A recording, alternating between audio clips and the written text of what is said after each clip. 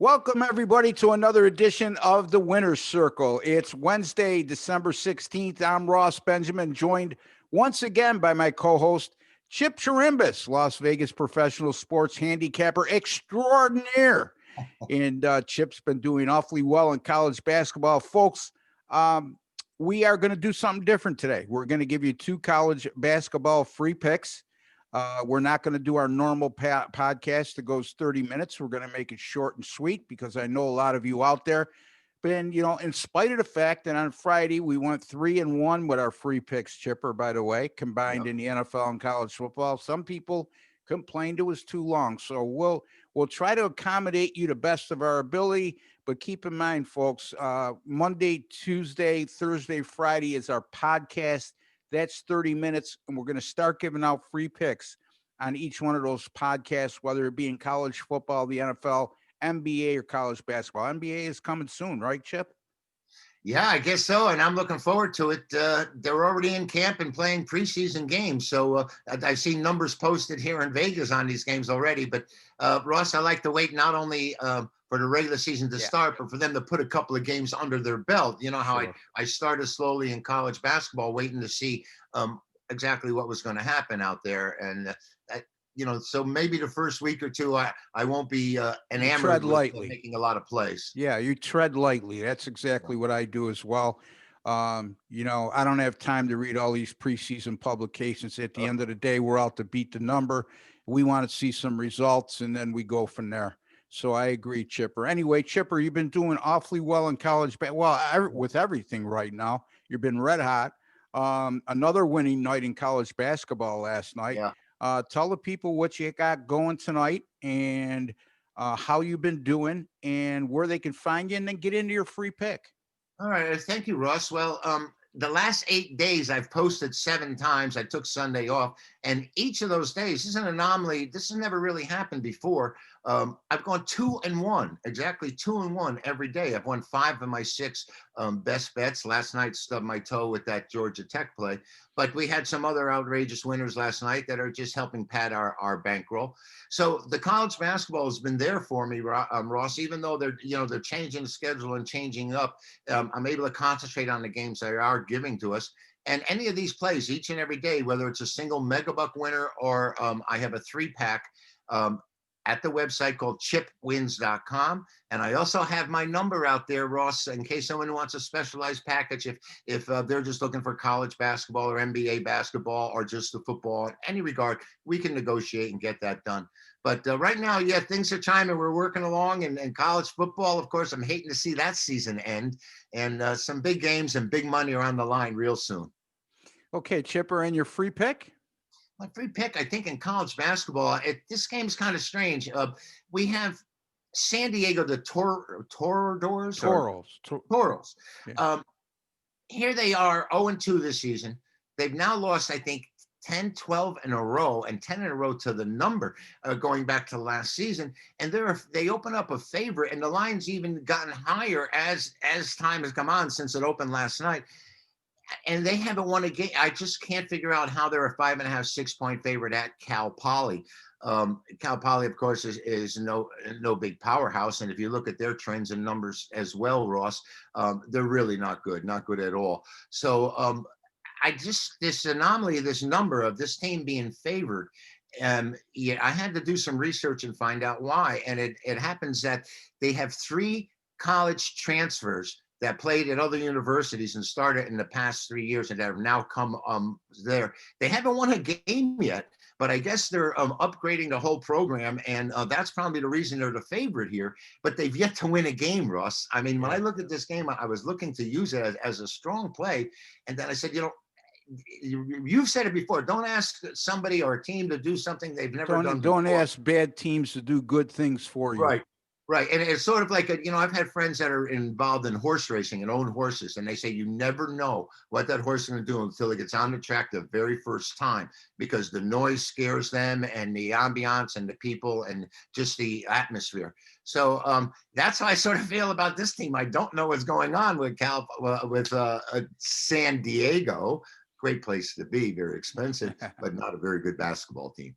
But I'm going to have them tonight. I'm going to have them just because this number is so outlandish to me. So that's San Diego minus 5.5. You got, Chip? Is it? Yeah, and I seen it go up to 6 actually, and yesterday it was 4.5, 5, and it caught my eye that they were even favored.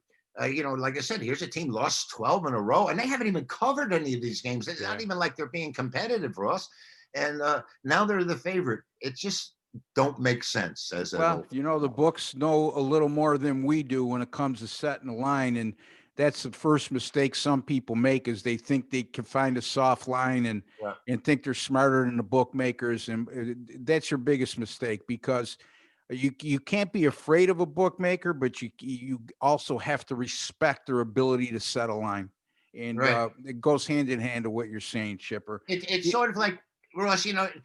I can't believe these people think that they know more than the bookmaker. Yeah, When a bookmaker puts a line out, and they go, "Oh, I'm gonna get value on this game," or this, look at this line. The bookmaker knows what he's doing. I yeah, mean, he's enticing you to make the bet. So yeah, you're not coming to him saying, "I want this game at 5." He's telling you you have this game at 5. yeah. So I think they have the advantage there, and of course, the bid doesn't hurt them either. Oh, absolutely. And then people got to realize too, when they set a line, their goal is to get 50-50 on both sides, and of course I in a perfect world, which I doesn't I happen. wonder about that sometimes. Sometimes I think that maybe that line is just an inducement. Yeah. They may have information on this game that we're not aware of, or they're aware of something we don't know, and so they don't care. They'll take as much as they can on a certain side because they think that line is where it's supposed to be, and the public doesn't believe it. So Yeah. I would believe the bookmaker first.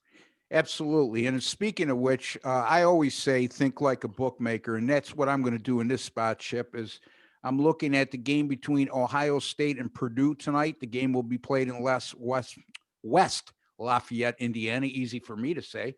And it tips at 7 p.m. Eastern time. We have a team in Purdue, 4-2, that's unranked, and they're playing a 5-0 Ohio State team that's ranked yet. The unranked team, Chipper, opened at 3.5. They're now up to 4.5 and 5. And again, talk about something that doesn't make any sense. You got an undefeated team as an underdog, ranked undefeated team in Ohio State against an unranked team that's 4-2.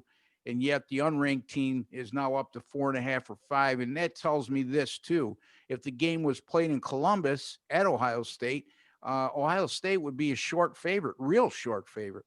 And right there tells me the bookmakers made me look because I said, look, there's something ain't right here.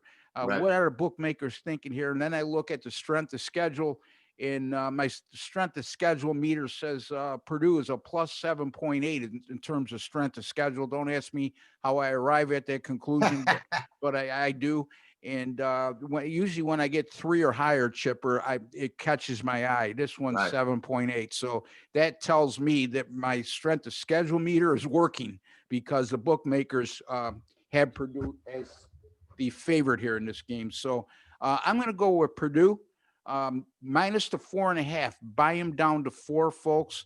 It's always a good idea to buy off the hook in basketball. Look, I could live with a push. I can't live with losing by a half a point, Chipper. So I'm going to Yeah. take Purdue here as my free pick. Minus 4.5. Buy them down to 4 against Ohio State. And Chipper is on San Diego, the University of San Diego, minus the 5.5 against Cal Poly. Any final thoughts, Chip? I like your Purdue side. I think it makes a lot of sense to me. And like you said, you have an unranked team favored over a ranked team, and that always sends up a red flag. And like you said, strength of schedule was different as well. Um, so I agree with your side there, and I think there's some other interesting pickings out there tonight as well.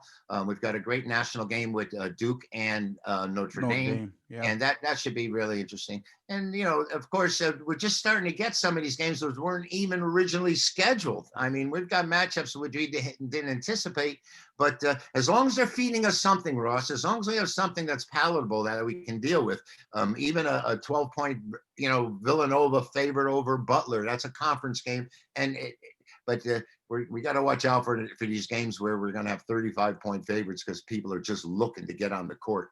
Yeah, exactly. I personally, I stay away from those games because if Yeah, it's a me too. 35-point favorite, you know what? The probability of the underdog winning is extremely low, less than 1%. And when I take underdogs, I want to know that I have a realistic chance of winning the game as well. Even if the probability is in the 25 to 30 percentile, I at least know that I have that small probability of winning the game outright. And then I'll feel real good about the points I'm getting as well, and not get greedy. Anyway, Chipper, until tomorrow, tomorrow we're going to do our college football late week show, I should say, where we'll have each have a college football free pick.